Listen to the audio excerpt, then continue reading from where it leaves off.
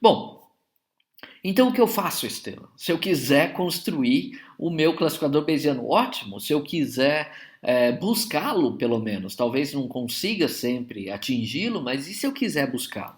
Bom, então a gente vai ver que existem algumas técnicas que a gente pode aplicar que vão tentar minimizar ou talvez diminuir, né? Talvez minimizar não seja bem a palavra aqui.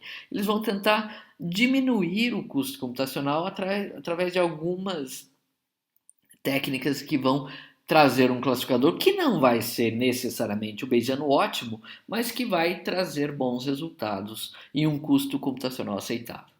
Na verdade, quando eu digo não vai ser o ótimo, quer dizer, eu não garanto que ele vai ser o ótimo. Em alguns casos, vocês vão ver que a gente pode até atingir o classificador Bayesiano ótimo usando algumas dessas técnicas, tá? Essas técnicas são várias, eu estou citando duas delas aqui, Gibbs Sampling e Naive Bayes, certo? A gente vai ver mais ainda, a gente ainda vai trabalhar com rede Bayesiana também nessa nossa disciplina, tá? Mas onde eu quero chegar é que normalmente essas técnicas aqui, o que a gente faz para começar a utilizar essa busca pelo classificador Bayesiano, que em último caso seria ideal se fosse ótimo, mas a gente não garante que ele vai ser ótimo, é mudar um pouco o paradigma de aprendizado.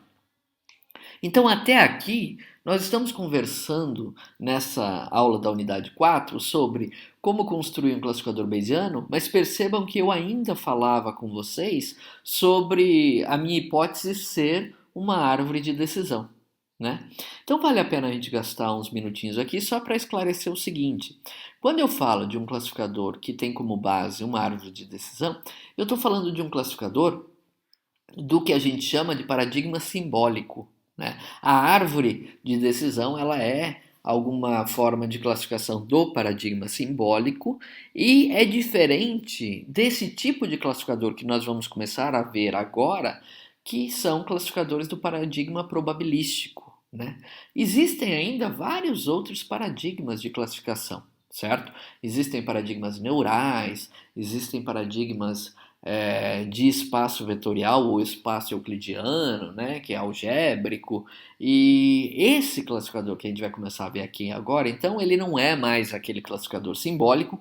Então, a partir desse ponto, a gente vai tentar construir um classificador Bayesiano e que não tenha como base uma árvore de decisão, não, ele vai ter como base um modelo probabilístico que vai tentar nos trazer qual é a classificação mais provável de uma determinada instância que eu queira classificar, tá?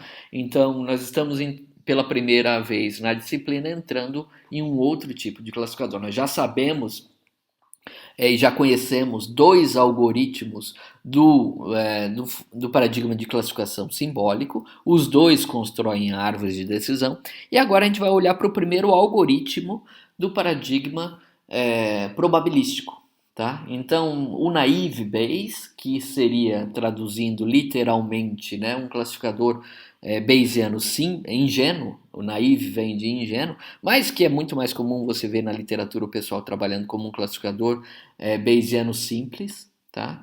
Ele é o mais simples dos classificadores Bayesianos que a gente pode ter, que usam paradigma probabilístico, então que tem um modelo probabilístico por trás da classificação.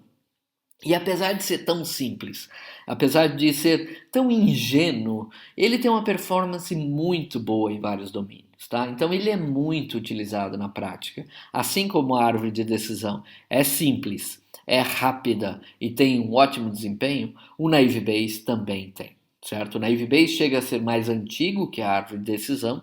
Ele foi definido em 1973, tá? Um algoritmo bastante mais antigo que a árvore de decisão, já tem 40 anos, um pouco mais que isso, certo?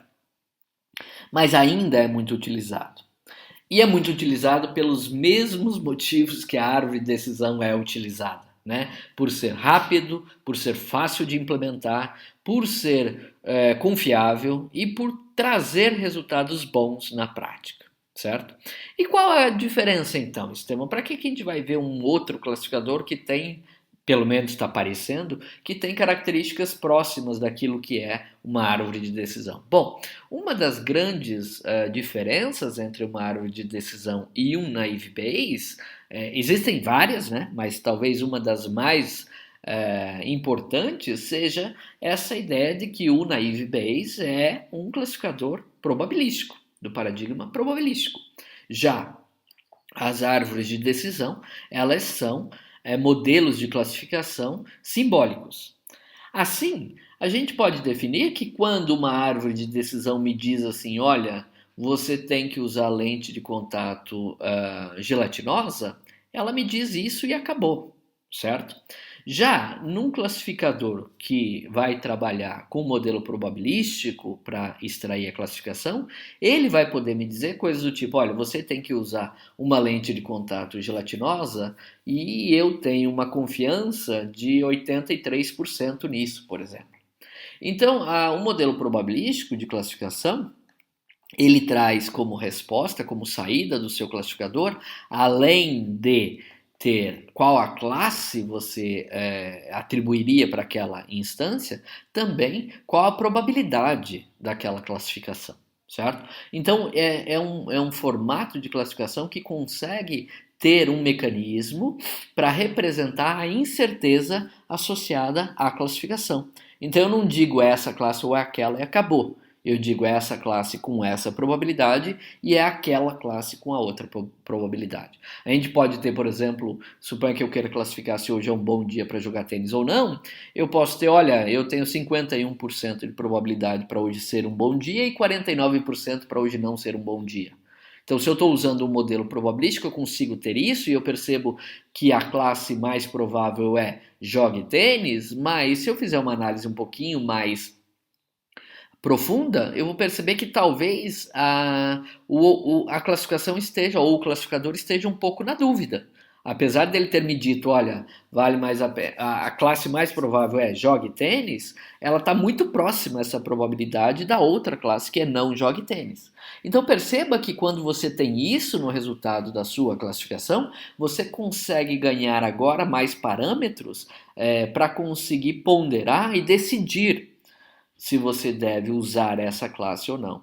Então, um classificador que te diz, olha, eu acho que a classe mais provável é a classe A, com 51% de probabilidade, e a classe menos provável é a B, com 49% de probabilidade, você pode considerar, por exemplo, que isso foi um empate técnico e você não quer classificar. Você vai dizer, olha, eu não vou classificar essa instância porque o meu classificador, na verdade, está na dúvida. Ele não conseguiu me ajudar o suficiente com isso. Então, essa talvez seja a grande diferença que a gente deva levar em consideração entre usar um classificador simbólico e usar um classificador probabilístico, certo? Percebam que o que a gente estava falando no início dessa unidade 4 aí, de tentar construir um classificador bayesiano usando a árvore de decisão, o que a gente estava querendo trazer para aquilo era uma probabilidade para a classificação dada pelas árvores de decisão, né? Foi isso que a gente viu até então, certo? Mas a árvore de decisão, então, resumindo, é simbólica e a gente diz que ela tem uma classificação CRISP, certo? E essa classificação CRISP, eu escreveria CRISP dessa maneira, só para vocês entenderem. É o jargão da área, né? E é diferente de uma classificação que envolva incerteza. Então, uma classificação CRISP só me diz qual é a classe e pronto. E não me dá nada em termos de confiança ou probabilidade de que aquela classe realmente aconteça, tá? Bom, voltando para o nosso classificador Naive Bayes, cada instância de treinamento é considerada uma conjunção dos valores dos atributos. Significa que aqui, como eu estou falando de um modelo Bayesiano, eu tenho que ter as instâncias de treinamento, como eu tinha para a minha árvore de decisão. Vocês vão ver que eu tenho que ter um conhecimento a priori, como eu comentei no comecinho da unidade 4, tá? E eu vou considerar essas instâncias de treinamento uma conjunção dos valores dos atributos.